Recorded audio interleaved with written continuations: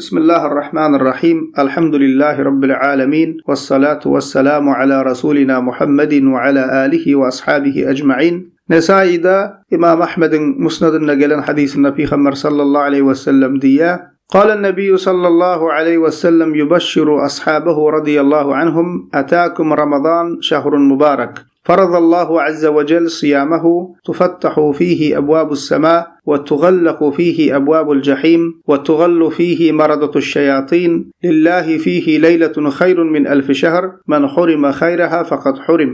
Haçan Ramazan ayı gelenine Peygamberimiz sallallahu aleyhi ve sellem sahabalarına buşlap size mübarek ay bolun Ramazan ayı geldi. Bu ayda Allah Teala ağız beklemekliği farz etti. Bu ayda göğün cennetin kapıları açılır, cehennemin kapıları yapılır ve şeytanların azgınları zincirlenir. Bu ayda mun aydan hayırlı bolan bir gece badır, yani Kadir gecesi. Kim ol gecenin hayrından mahrum olsa, şol kişi hakiki mahrum olan kişidir deyip aydiya. Hadisten görüşümü diyal Müslüman doğanlar, haçan Ramazan ayı gelene Peygamberimiz sallallahu aleyhi ve sellem sahabalarına Ramazan ayı geldi deyip buşlar eken, beğenir eken. Ve elhamdülillah Allah Teala hamd olsun, yeni bir gezek bizim Ramazan ayına kavuştuk. Allah Teala nasip etti ve Ramazan ayı başladı. Ve Ramazan ayı Müslüman doğanlar kâvir insanların düşünüşü yalak, yöne bir yiyip içip ağlaçardan ağlaçara gezip, ya olmasa oyun güymence bilen boş geçirilen ay değil. Ramazan ayı Kur'an-ı Kerim'in uğradılıp başlayan ay, Ramazan ayı Kur'an ayı. Köprek Ramazan'na Kur'an okumalı. Selef-i salihin dünyevi işlerini azaldıp Ramazan ayına Kur'an'a yapışar ekenler. Kur'an hatım eder ekenler. Bizim neyme birinci vazifelerimiz neyme olmalı Müslüman doğanlar? Kur'an bolmalı. Ramazan ayı Kur'an ayı.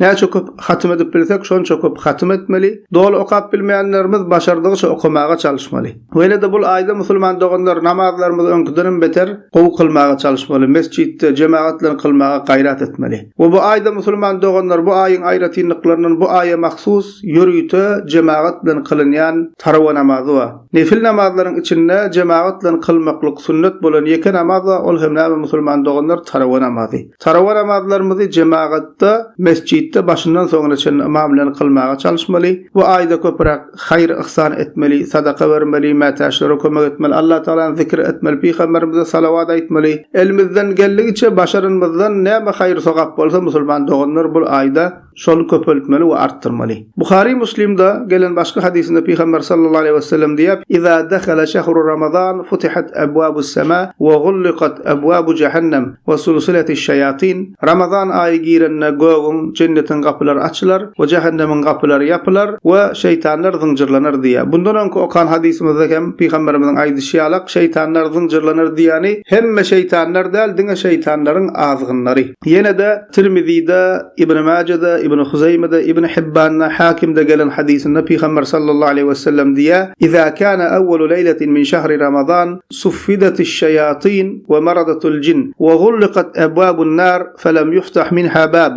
ve futihat abwabul cennet felem yughlaq minha bab ve yunadi munadin ya baghiyal hayr aqbil ve ya baghiyaş şer aqsir ve lillahi utaqa'u minen nar ve zalika kullu leyle." Peygamberimiz sallallahu aleyhi ve sellem diye Ramazan ayı bolanna şeytanlar ve cinlerin ervetleri, azgınları, has azgınlar zincirlenir ve bir kapı hem açık kalmayacak derecede cehennemin kapıları yapılır ve kapı yapık kapı kalmayacak derecede cennetin ehli kapılar açılır diye ve bir seslenen carçı şey deyip seslenir diye: "Ey hayrı isleyen, gel ibadete gel, hakka gel, hayra gel, sogaba gel" diye. Ve yine şeyler diye ve ya bagiyeş şer, ey günah edip yoran kişi, el çek, taşla günahını deyip seslenir deyip aydiya. Ve Allah Teala'nın bu ayda cehennemden azad edecek kişiler vardır ve ol her gece, her gündür deyip aydiya. Demek neyme? Ramazan ayın her gününde, her gecesinde Allah Teala'nın bağışladım. Şu bennemi neyme? Cehennemden halat ettim. Şu bennem cenneti diyen benneler bolcakken Allah Teala bizi hem şolardan etsin.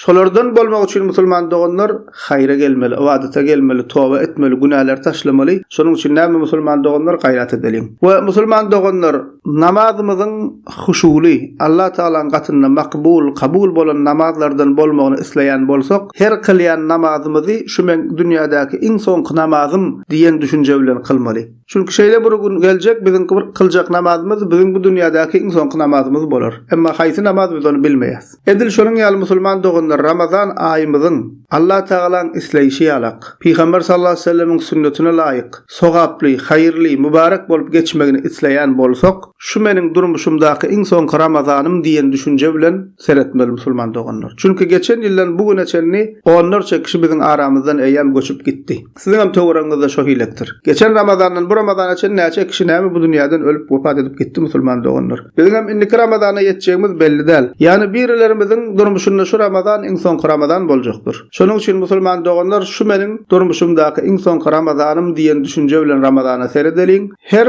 salymny, her dakykasyny pursat bilen musulman dogunlar. We Ramazanymyzyň musulman dogunlar Allah Taalaň isleýişi ýalak geçmegini isleýän bolsak, Ramazan boýunça etjek ibadetlerimizin, zikirlerimiziň, agzaçarlarymyzyň, iftarlarymyzyň, sahurlarymyzyň, her etjek amalymyzyň sogaply bolmagyny isleýän bolsak, bir soragy özümizde soramalybys. Biziň şol edip ýören amalymyz Peygamber sallallahu aleyhi we sellemiň sünnetine laýykmy? Tarawa kılýas, tarawamyz Peygamberimiziň sünnetindäki ýalakmy? Peygamberimiziň kılan tarawasymy? Ebu Bekiriň, Ömeriň, Osmanyň kılan tarawasymy? Şoňa seretmeli. Agzaçarymyz şo hilmi, sahurymyz şo hilmi, zikirimiz şo hilmi, galan ibadetlerimiz Peygamberimiziň sünnetine laýykmy ýa dälmi? Şory hökman gözüňe tutulýar musulman doganlar. Çünki kän ibadetleriň içine bidgatlar daşyndan goşulan, soňradan döredilen zatlar goşulypdyr. İnsanlar haýr edýän mikam diýip näme? Bir sogap gidip oturýarlar. Şoň üçin näme bu döwür musulman doganlar bellep geçmeli başga bir husus. Allah Taala Ramazan aýyny hemmemiziň Ramazan aýyny mübarek etsin. Haýr bilen, sogap bilen, ibadet bilen Allah Taala geçirmeklik bize mesir etsin. Elhamdülillah Rabbil alamin.